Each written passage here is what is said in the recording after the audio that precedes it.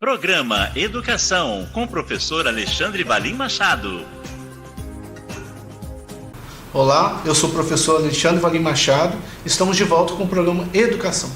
Essa semana nós vamos receber a professora Cleonara Schwartz, professora do programa de pós-graduação da UFS. Um minutinho que já estamos voltando. Primeiro eu gostaria de agradecer imensamente a sua participação. Olha, você é muito bem falada no meio dos seus colegas. Fala, professora Cleonara vai vir, vai, manda um abraço para ela. A professora Silvana ali que a gente encontrou. Não deixa ela entrar antes de conversar comigo. Sinta-se em casa, professora. Boa tarde, né? Eu que me sinto honrada com o convite de estar aqui, né? E de poder falar e rever pessoas queridas, colegas, né? De magistério, de trajetória na educação. Faz pouco tempo que a gente dá aula, né, professora? Muito pouco tempo. Não vamos falar. Eu só tenho 39 anos de profissão. Professora, se falasse que tinha 5 anos, eu acreditaria. Porque, ó, pelo contexto, pela simpatia, pelo carisma que a gente percebe na senhora. Você pode chamar de você? Pode. Porque a senhora... Professora, a nossa sociedade, ela vem se transformando ao longo do tempo. Né? A gente observa que junto com essa transformação há mudança de comportamentos. O que a gente pode falar que esses comportamentos, essa mudança interferem na educação de hoje? As mudanças na sociedade, as mudanças nas formas de ver a sociedade, nas formas de convivência, elas acabam afetando a educação, né? Mas a gente não pode esquecer que a educação ela é um processo, né, formativo, uma prática histórica voltada para a formação dos indivíduos. E essa educação, na minha perspectiva, que é formadora desses sujeitos que vivem em sociedade, é que faz toda a diferença para as transformações ocorrerem, para que algumas transformações passem e outras fiquem e se solidifiquem. Então as mudanças elas são bem-vindas quando elas são para promover e para potencializar um desenvolvimento de um sujeito que vai ser mais participativo, mais ativo e atuante nas transformações sociais. Professora, nós tivemos uma mudança de rotina em relação a essas transformações. Que mudanças comportamentais aconteceram na nossa categoria, com os nossos colegas? Eu penso que com a pandemia, com essa mudança brusca que nós tivemos de 2020 e 2021 e estamos ainda tendo, que mudou consubstancialmente a rotina das nossas práticas, mudou e fez com que a gente buscasse aprender em tempo recorde manuseios de ferramentas tecnológicas que a gente utilizava apenas, né, em comunicações não tão bem elaboradas, porque fazia parte do cotidiano, em situações informais, né, da nossa vida cotidiana. Elas tiveram que passar a ser utilizadas como ferramentas e mediadoras de um processo de ensino-aprendizagem. Então, essas mudanças, como se diz, acabaram impulsionando mudanças no comportamento do magistério, né, frente a uma necessidade imposta pela pandemia. Está mais difícil ensinar hoje do que há 30 anos atrás? Eu não acho. Eu penso sempre que hoje nós temos muito mais... nós temos ferramentas, elas não são disponíveis para todas, eu acho que isso que é uma grande questão, mas hoje nós não temos mais mimeógrafo, mas nós temos slides. Olha, isso é uma tecnologia muito grande. Hoje nós temos ferramentas que nos permitem criar na sala de aula dinâmicas muito mais interessantes e muito mais atuais, muito mais motivadoras de engajamento dos nossos estudantes do que tínhamos antigamente. Mas essa realidade ela muda, por exemplo, ensino infantil, ensino universitário, ela muda? Existe, mesmo com a tecnologia, existe uma diferença, uma dificuldade maior, facilidade maior? A grande dificuldade é a dificuldade do acesso, né, em frente às desigualdades de condições de vida, que nem sempre oportunizam, né, a maioria das vezes não oportunizam o acesso a uma rede móvel de boa qualidade, aos melhores instrumentos, às melhores ferramentas, mas elas perpassam da educação infantil ao ensino superior, em todo o contexto da educação, independente do nível de ensino. Até seria a nossa próxima conversa. Aí, não diria o advento da internet, mas a inserção maior da internet no nosso meio. O professor, a professora, ela precisa se preparar mais ou se adequar mais a esse momento, essa grande inserção da internet? Eu sempre acredito numa perspectiva que vê o homem em constante formação. Então, eu não vejo que trata-se de uma adaptação.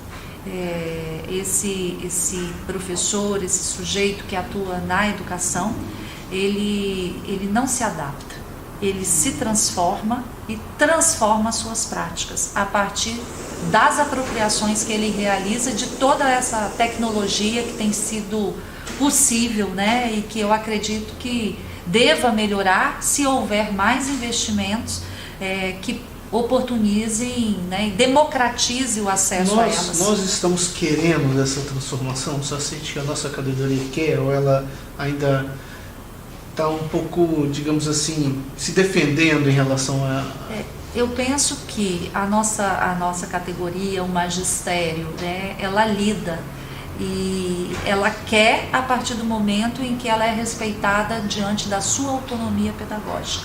É ela que faz as escolhas. Por quê? Porque é ela que detém o conhecimento, ela é formada para fazer escolhas, né, para escolher e definir os melhores caminhos para a aprendizagem. Então eu penso que ela quer, e ela quer porque o mundo do século XXI é um mundo tecnológico, é um mundo que traz muitas inovações. E penso que quem está na escola, ele está sim acompanhando, conscientemente ou não, vivenciando essas mudanças. Então é mais uma perspectiva de querer estar dentro desse contexto, vivendo nesse contexto com mais tranquilidade. O programa Educação vai dar uma paradinha para a gente tomar uma água, né, professor? E a gente volta já já.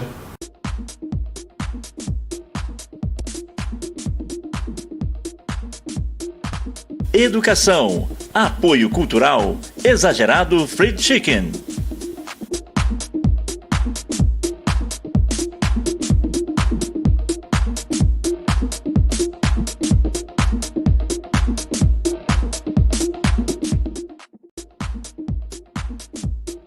Estamos de volta com o programa Educação. Essa semana estamos conversando com a professora Cleonara. Professora, eu peguei um pedacinho de um texto seu e queria, se você me permite, ler para a gente conversar sobre ele. Até, né? Quem tem competência para definir o que é e como ensinar é o profissional da educação. Escola não pode ser impedida de cumprir com o que se prescreve as orientações oficiais. Vamos deixar a escola e seus professores trabalharem em paz. Isso é o que todo mundo deseja, né? Em que contexto e o que a motivou a escrever isso?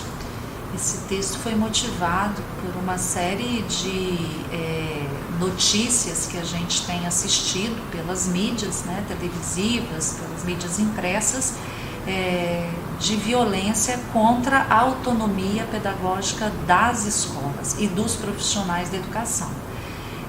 Nós temos um corpo de dispositivos legais que asseguram autonomia nas escolas, né? Isso está posto desde a Constituição Federal, quem define a escola tem autonomia.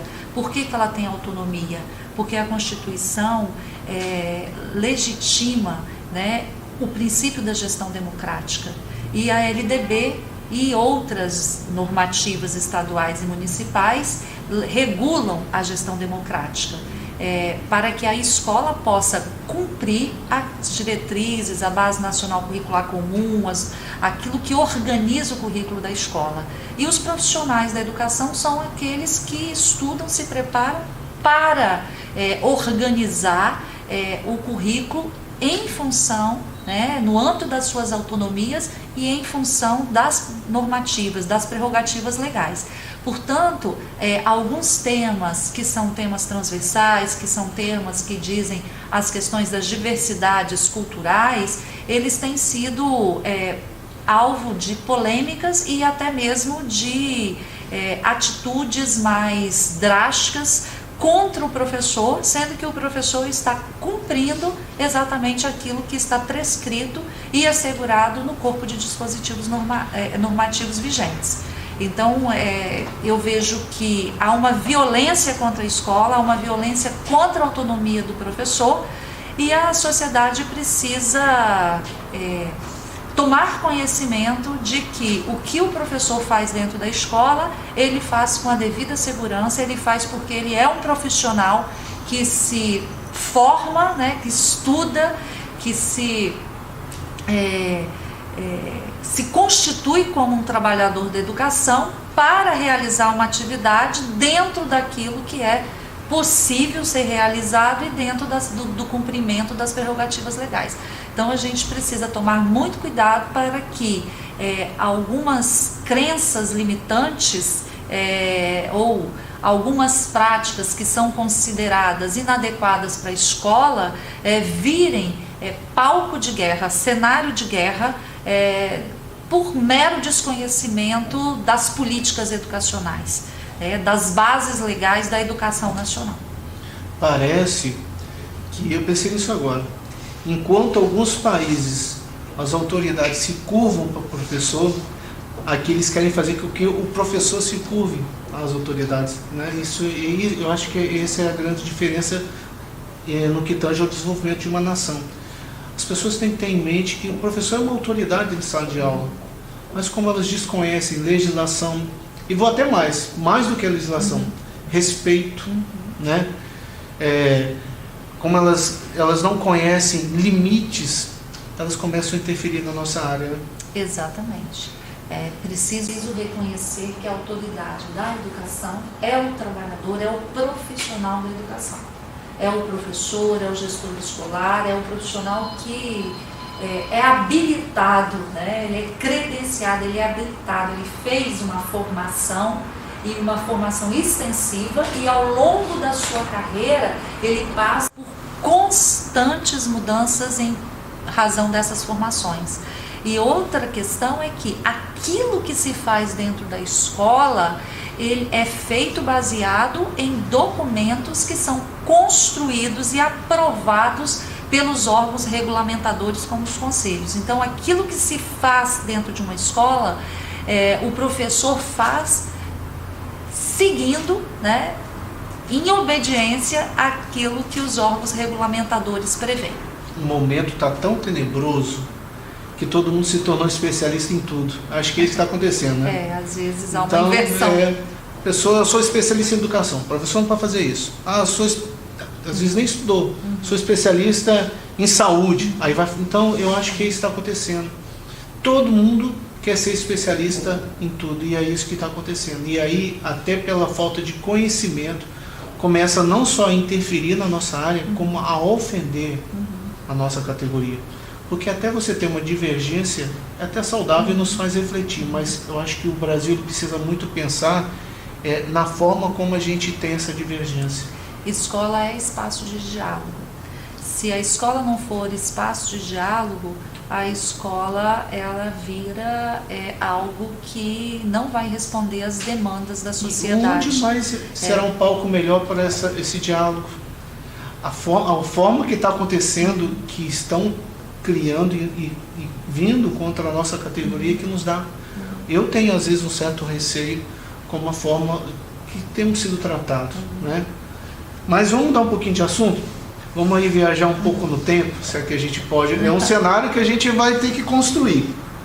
Porque eu tenho visto assim, que a gente não sabe mesmo como vai ser. Mas vamos imaginar, pelo menos a sua visão. Vamos imaginar um cenário, parece aqueles programas de um tempo atrás, que a gente vê só no YouTube, Carl Sagan, Vamos viajar no tempo, professor. Imaginar aí um momento pós-pandemia, se a gente pode falar um novo normal, que a senhora acha que vai mudar na educação? Eu penso que a educação agora, no pós-pandemia, ela precisa retomar de onde parou antes da pandemia, fazer uma reflexão muito acurada daquilo que foi possível e ser feito durante a pandemia, para que projete e se planeje para um futuro, né? E nesse futuro será com certeza necessário retomar aquilo que não foi possível ser feito em termos de garantias de aprendizagens dos nossos estudantes.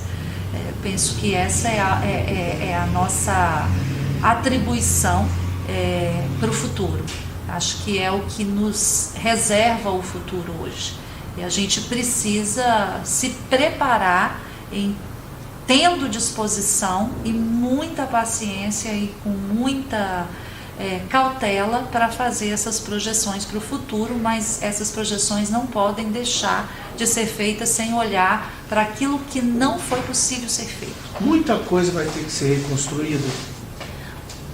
Penso que muito a escola deverá fazer para não só rever as suas posições, mas para retomar e garantir as aprendizagens. Principalmente esse diálogo, né, professora? Principalmente a questão da gestão democrática, né? Quando a gente fala em gestão democrática, a gente fala de uma gestão pedagógica, administrativa, financeira em alguns casos, e principalmente uma gestão que leva em conta o diálogo entre os estudantes, entre a família desses estudantes, entre os profissionais da educação, incluindo aí os professores, os gestores, a parte pedagógica, para que possa se identificar quais foram as fragilidades que ficaram e aquilo que possa ser possível ser melhorado, porque as condições de vida são diferentes, as condições objetivas que cada um teve nessa pandemia ficou extremamente evidenciada que elas são muito diferentes, e isso interfere. Portanto, nós não podemos apostar num modelo único, de um projeto único e de um modelo único que vai se encaixar e vai resolver todos os problemas, porque as situações são diversas, as condições são muito diferentes. Então, cada escola vai ter que ter a paciência e aprender a construir o seu projeto de futuro, que cabe a ela construir em função das suas necessidades e demandas específicas. Professor, que é bom acabar logo, né, gente? Fiquei muito feliz com a sua participação, assim, é tão gostoso quando a gente conversa com algumas pessoas que o tempo passa rapidinho. Mas chegou ao fim do nosso programa, gostaria de deixar um espaço para você mandar uma mensagem para os nossos colegas professores.